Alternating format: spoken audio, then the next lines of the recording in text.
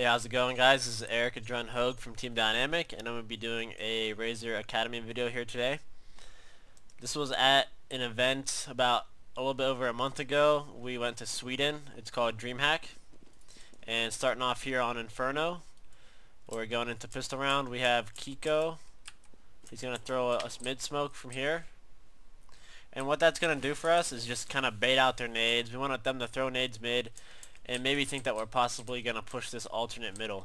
So we're just like trying to slow down their strat. And as you see right here, we threw 2 nades through the smoke, me and Swag, and then we fall off and just play a standard setup here. Well, not really standard, we're actually going to double arch here.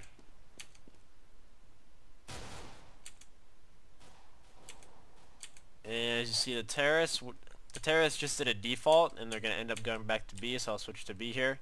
And this is a very good setup here. You have one spotter, AZK is the spotter here, and then Pex has a flash ready. So as soon as AZK sees someone, Pex can flash them right in the face, and that's a really crucial part to holding maps on CT side. Is you never want the terrorists to be able to come into a site without a flash in their face. So we pretty much they got blind, they just went in this little corner here, and we got to clean up the kills. Enough time for our teammates to rotate also.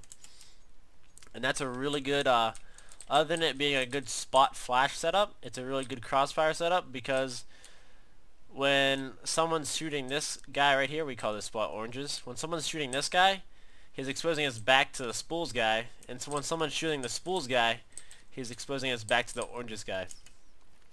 So it's a really good crossfire here. And what the terrorists did there was just a default. They were just going alternate middle. One guy came here just to make apartments control. One guy went window, went into the boiler area, and took that control, and then they fell back to a B. I'll talk about this round here. This round here, we're playing a very passive setup. It's an anti-eco. The reason why we like this setup is because we're all really close to each other, and we can trade kills fast if one of us happen to die. We'll watch Kiko here. They're doing a slow push right below us right here. And they actually get me, and I was moto pit. But my teammates are both in sight supporting each other, and we're able to clean up here. But a guy actually pushed here and shot me right here. But my teammates are right here, like I said. We're close enough that we can trade kill, and that's the most important thing on anti-eco, really. So that round we played really passive. This round we won't run the same thing, because we don't want them to be able to formulate a strat to counter that. So this round, me and Swag double nade mid. Try to get some early round damage. And then we're going to do a double arch. Me closet, Swag right here supporting me. And then Kiko, he's going to just kind of spot, he likes to play this angle right here on balcony. And he's just going to spot porch and halls all in one angle from right here. While me and Swag have the archway. And this is another spot flash setup. Swag was spotting and I was flashing off the wall here. So that they can never get up on us without a flash in their face. So they do a 4-man apartments hit. Kiko only gets 1, so this kind of gives them the sight with the setup we are playing. Can't switch here. So what we're doing, me and Swag, we're just waiting for our teammates to rotate from the B area, and we're just going to hit all together here.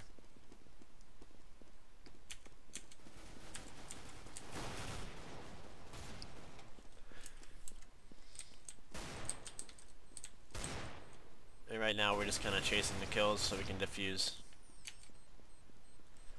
So me and Swag though are right here.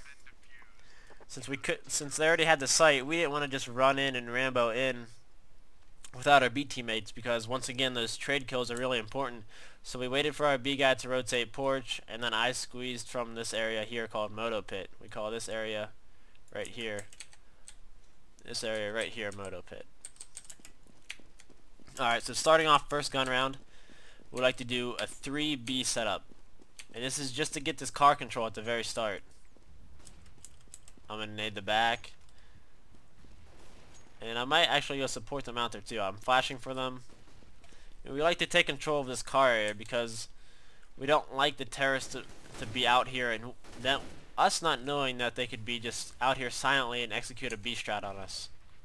So we'd like to know what they're doing. So it gives us information here. They actually knitted Pex really good there, and I got one kill and then just dropped off.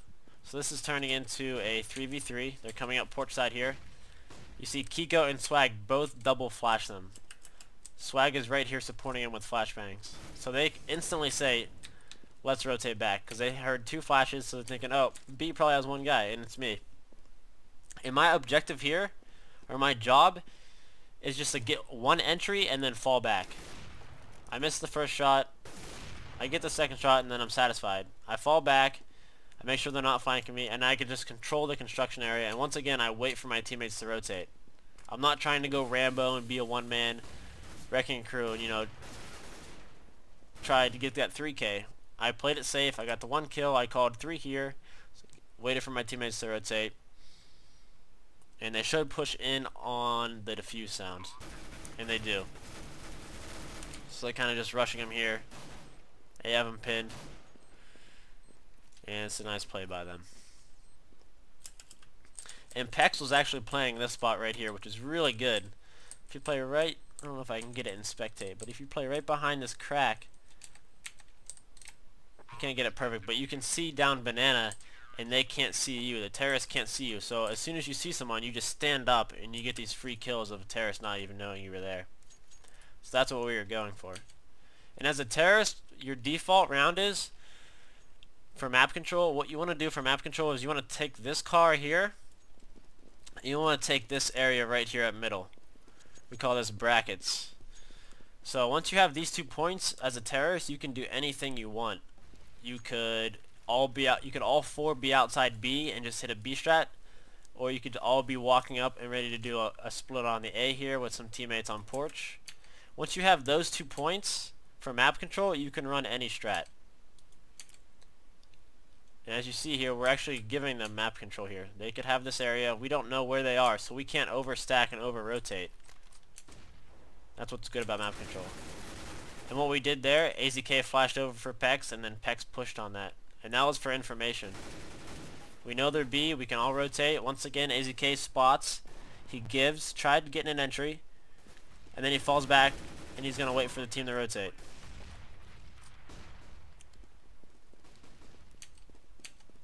Now we're just waiting to do a full team retake. We're doing 3 through main, or 2 through main, 2 through garden area.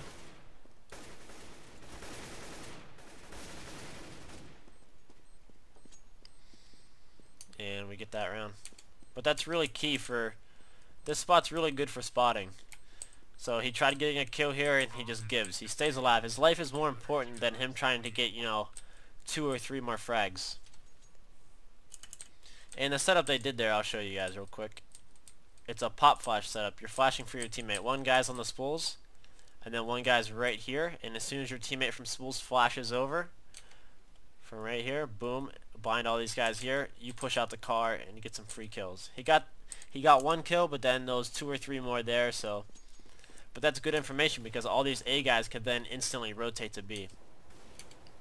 So this round we're being a little bit more aggressive. We're playing under porch. Smoking off at the end of halls, smoking off mid again, and when I'm smoking mid there is, I'm kind of just not giving them this mid control. I want to keep that for as long as I really can, so that I know what they're doing. And we're not over rotating, but we are stacking 2 arch here, which gives us a fast rotate to a B because it's going to be a B strat. So I'll watch them. AZK getting some entries here. And Pex was the flasher from right here. Once again, they're doing a crossfire setup. They weren't peeking too much. They're still keeping the crossfire intact, which is very important. People get greedy and peek very wide, so then when you die, your teammate can't kill that guy that killed you. That's what's very important, is trade kills in this game.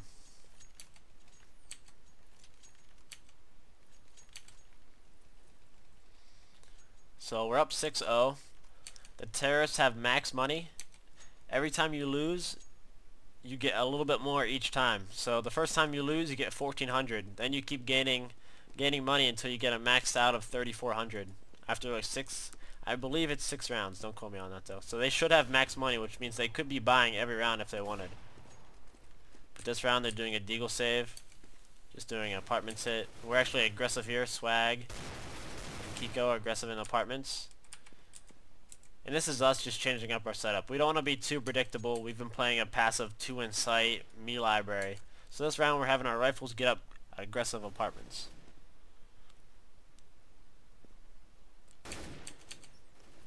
So it's a 2v5 here, and I know we get a little bit greedy here. I wouldn't have liked to see this if I would have known. I think AZK runs in.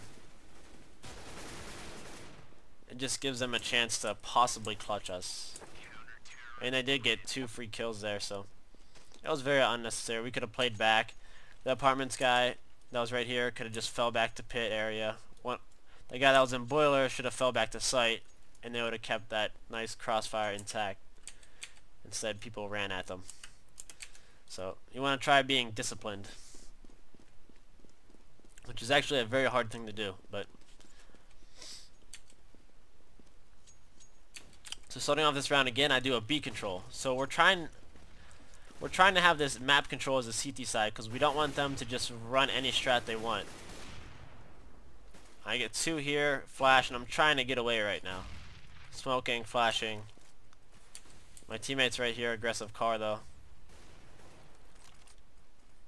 Just kind of flashing, we're still flashing them back. And it's very bad to run through a smoke in this game. Like that guy did a little risky move.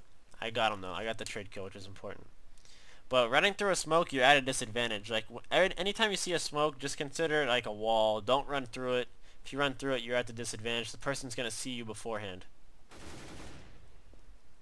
Swag gets a little aggressive here too. As you see, like, I couldn't have gotten those trade kills if Swag died. But it was a good play by him. I mean, you can peek really fast in this game. So that you can peek fast, get that information, and then stop peeking.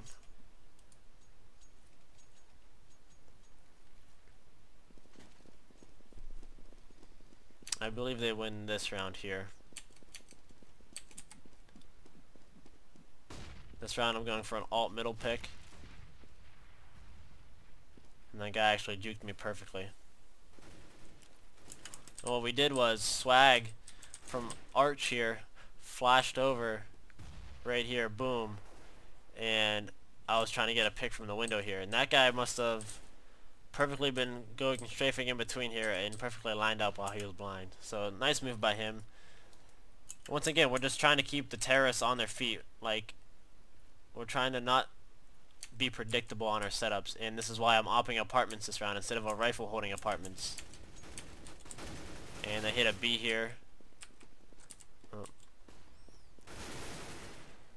And they successfully take it with no kills.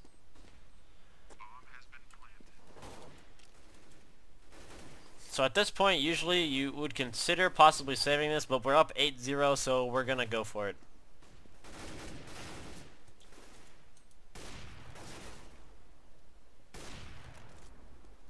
Try to get as many guns as I can.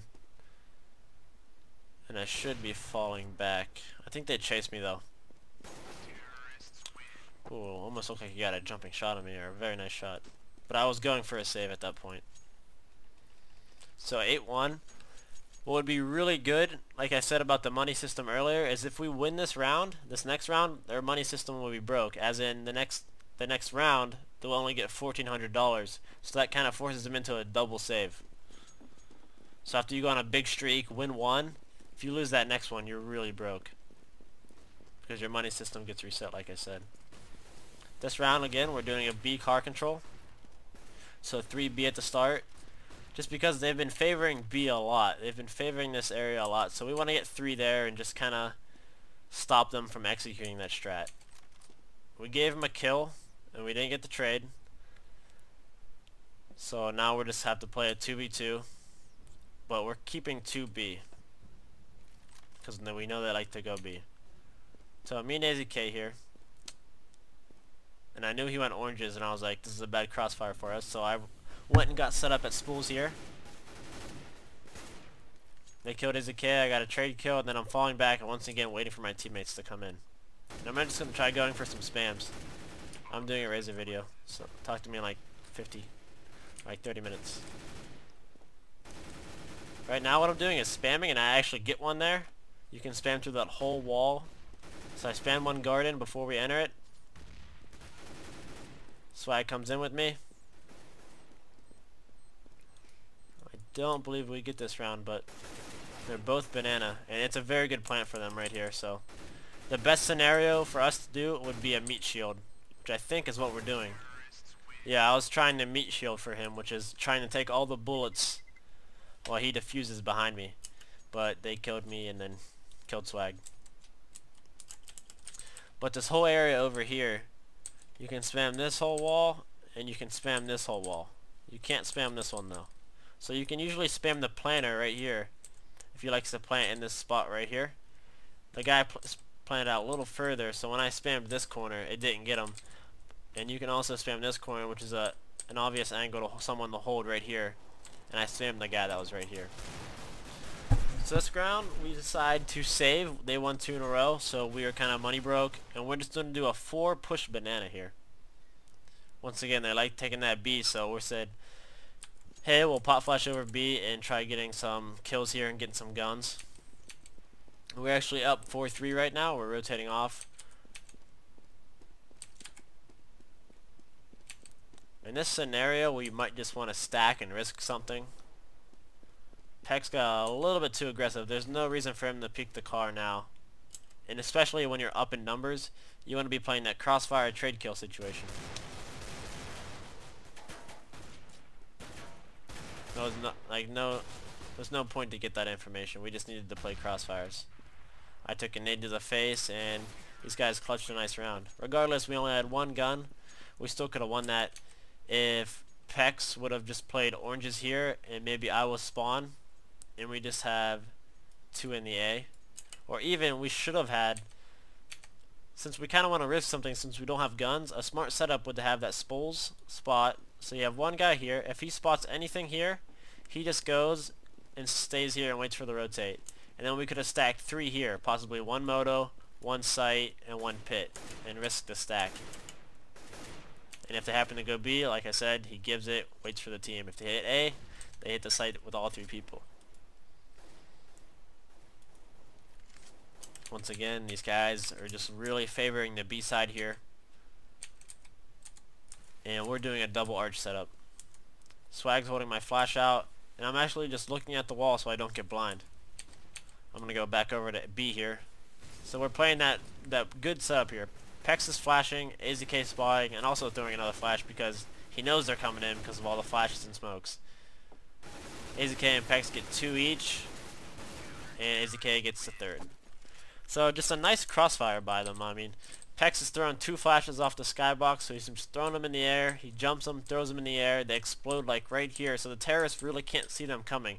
So it's a really nice flash. And the flash AZK threw is he threw it right off of this this barrel here, and it bounces off and explodes like right here. So it's another good flash. And the reason we like to do double arch, you know, a very standard setup would be have, you know, 1 porch, 1 arch, and 1 guy balcony or pit. And what we like to do is double up the arch because the arch is really hard to hold. This area is really hard to hold by yourself. So if they get control of it, they could go in your spawn, wrap your B. They could go in your spawn, wrap your library, or they could just wrap your A. So having that position, having the terrorists get that position leads them to a lot of options, and you really don't want that. And arch is actually usually a pretty popular spot for the terrorists to be hitting, so this is why we like to double stack it. So terrorists right now, Swag is in a 1v3 here at A. And I think he thought he heard an arch, but he didn't. They were coming just porch together. And this was good by nfaculty. When you're up in numbers, you should just stay together. Like all 3 of them just hit porch together. That's good, because you want to have those trade kills like I've been saying. Let's say, you know, maybe some newer players might go, hey, let's hit A, and I'll go porch, you go apartments, and I'll go arch. We'll all get different angles, and this will be better because we'll be shooting people in the back. But that's not necessarily true, because if you're down in numbers, and say this arch guy, he gets killed from a CT right here. That just evens the numbers out into a 2v2. Let's say it was a 3v2 with the terrorists winning. It turns into a 2v2, and then it just, like, there's no way someone can trade this guy because your other teammates are coming up these areas. So it's really good to just regroup after killing a couple people, because then it forces trade kills. Once again, it's the default coming out of these guys at the start. They like to watch alt mid for the window push. We did it a couple times, and then it's just gonna do a slow B once again. They're really liking this B here, and we actually have a full stack with one guy spotting A, and we kind of just clean house here. Our positioning was right like here. We had one guy here peeking, one guy not peeking here, and another guy just kind of floating around spawn or just this oranges area. And I'll show you right after these kills. So AZK gets that kill. And then we had the one guy on the spools, and he was ready to flash over. And if they didn't peek us, after a certain amount of time, we'd have been like, okay, we need some information. We think they're gonna hit A. We haven't heard anything out here. So the guy from spools is gonna flash over, and all three of these close guys are gonna be close enough to just push out on that flash and get anyone here, get that information. If they're not car, they're almost for sure going A side, so we then can either push this as a team or we can fall back and stack this. And then at that time, that solo A guy would try delaying as long as he can with whatever nades he has.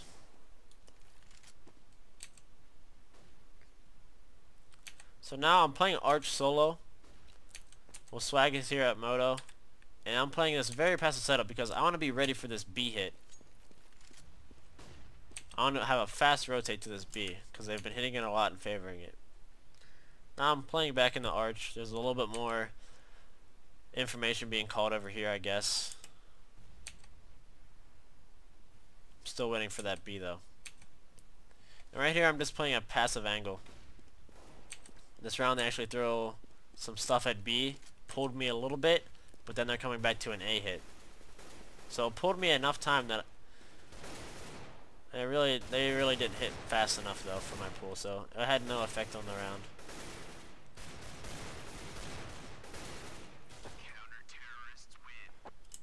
And right here we ended it. I think we played a double sight, I believe. I actually like the double sight, one around this box and one on the sight box right there. Alright, so that was CT side. Thanks for watching, guys. I'll be doing more videos in the future. Thanks.